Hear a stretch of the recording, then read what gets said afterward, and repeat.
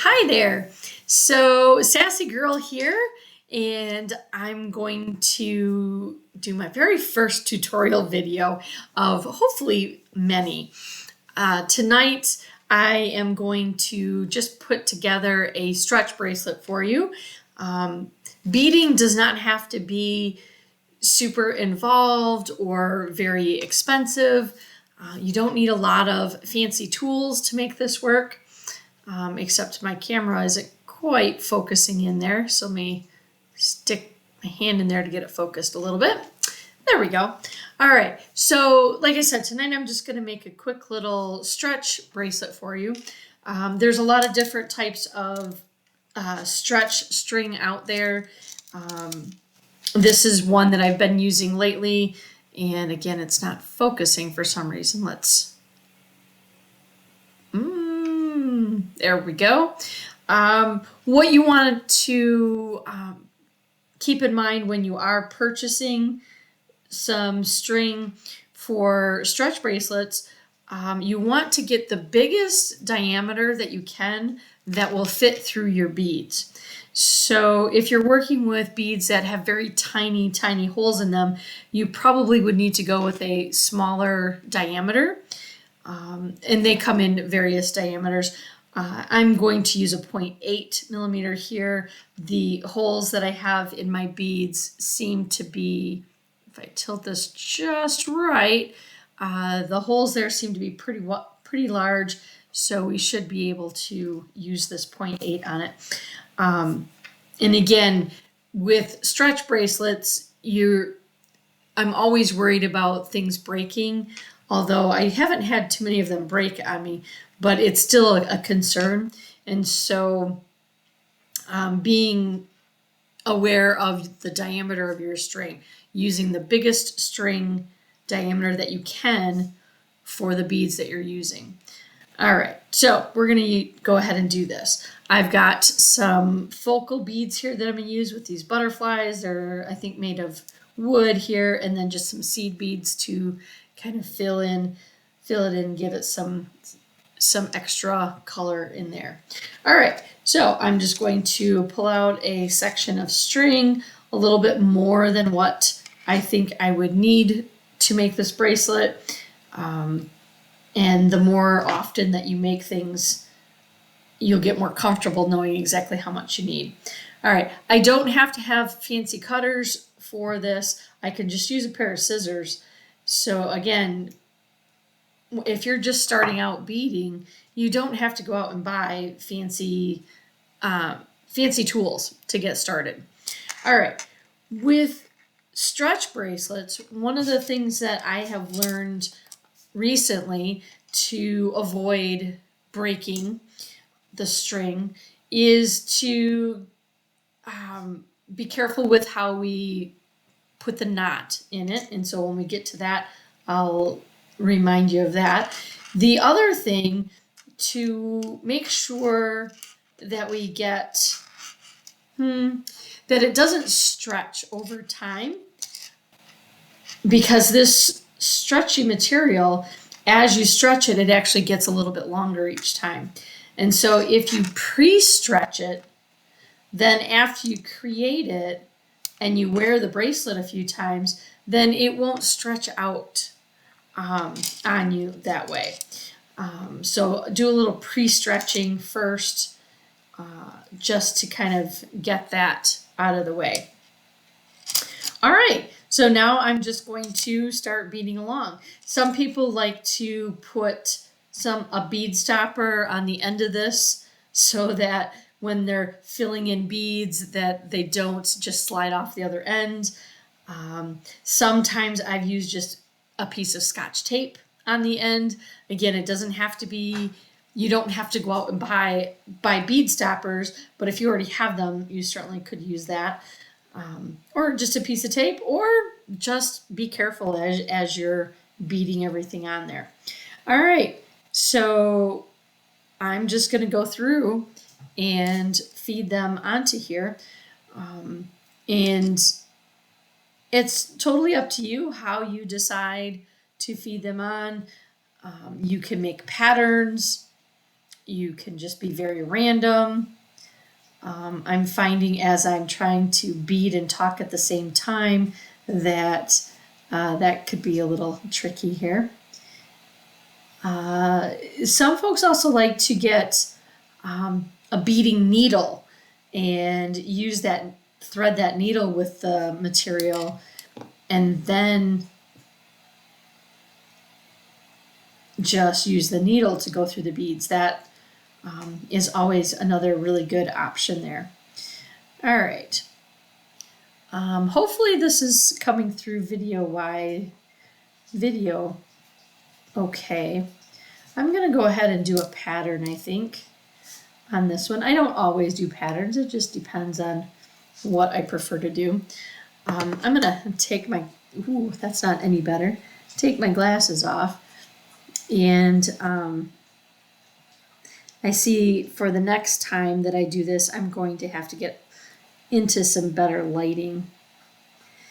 I'm sitting at the kitchen table tonight because that's where my computer was set up in the first place, and I just wanted to try this camera out.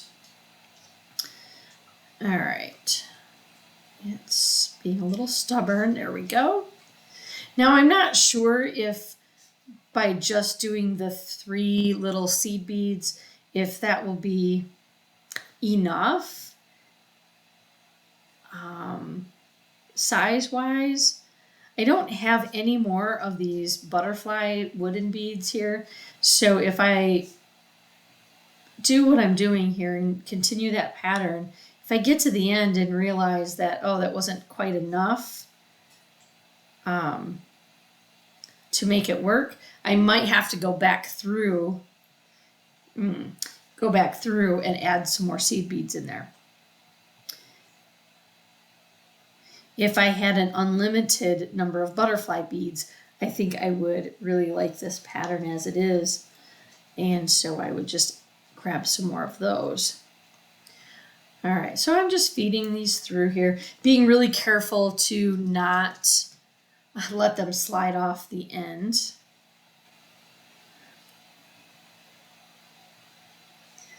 And just gonna keep on going here. Hopefully I'm doing the same pattern every time. That was my plan this time around. I do like to do a lot of random things where the colors and beads don't have any particular pattern that anybody notices. But other times, yeah, I'm all about patterns and making it symmetrical. It just depends on the day. Oops. All right. Hopefully, as I do more and more videos, I'll get better at doing 2 things at once here, talking my way through it. There we go. Okay, I need to do one more set of 3 seed beads here just to finish it off.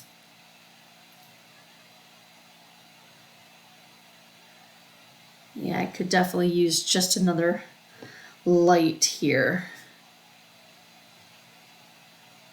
So I either need to move my computer into my little studio that I have set up, or bring a light, an extra light out to the table. All right, well, I was pretty careful with the end there. I don't think I dropped anything off the end. Gonna just double check that I've got the pattern the way I want it. And then I need to check to see if this is the right length that I want. Sometimes I would just compare this to another bracelet that I already have done and just kind of measure it up that way. You can measure it with a measuring tape. But a lot of times I'll just very carefully pick this up, kind of pinch both sides, and then slide it over my wrist to see if that matches up okay. I wish this camera did focused a little faster. I'll have to work on that. But that seems to be like a pretty good fit there. Okay, So I'm happy with the beads that I have. Just making sure nothing slid off there. I also want to double check that I have my butterflies all going the same direction. That's something that's important in this pattern for me, so I want to double check that. And I'm ready to go ahead and tie some knots. So tying the knot is always a cause for a concern or a place to be really careful, because we don't want the knot to just slip apart the first time you wear it. So, but it's not a difficult knot. I just, as if I was tying my shoes, just make my first little knot, or just like so. And then this next one, I'm going to do something called a surgeon's knot. I believe that's the name of it. It's where you go around twice before you pull those two ends tight. Well, I think I missed it. So I'm going to just pull it tight and try it again. And do my surgeon's knot here. My ends are now just a little bit longer, so that's helpful. So when I cross it through once, I'm going to cross it through twice. Let's see if I can show you that. Put it down. It's kind of hard for me to show that to you. Maybe if I put my finger behind it. There we go. So it's just raveled around there twice as opposed to just the once. And then I'm going to pull that nice and tight. And because I'm always a little paranoid, sometimes I'll go overboard and tie a couple more knots. You know, you just do whatever you feel comfortable with. But using that surgeon's knot, that should be pretty good for you. Okay, so now what I'm going to do is go ahead and cut my ends off there, and I don't cut it right at the knot. I do leave a little bit of a tail on each one of them. And again, you can just use scissors for this. You don't have to use wire cutters. It was just the tool that I had closest to me. All right, so you really could just be done there. And you're all set. I have read though, or realized that you could, if the holes in your beads allow it, you can hide that knot inside of one of the beads. You could also add a little dab of glue to your knot to keep the knot from loosening up there. I haven't had too much problem with that, so I haven't been putting glue on there, but that certainly is a possibility. And so I'm just going to pull the string a little bit to get it to move that knot inside of the butterfly bead there. It's not going real, there we go. All right, so the knot is hidden, and there's my stretch bracelet, super cute. And again, these butterfly beads are like a dark brown. And there we go. Happy beading. So I'm hoping that was helpful, or maybe a little entertaining, as I struggle with trying to do two things at once. But I know that my videos will get better as we go. But that was great. A couple things I need to work on. Changing my lighting here in the dining room if I'm going to bead at the table, or clear off more space in the other room for the computer. All right. I hope you have a great night and enjoy beading. Happy night.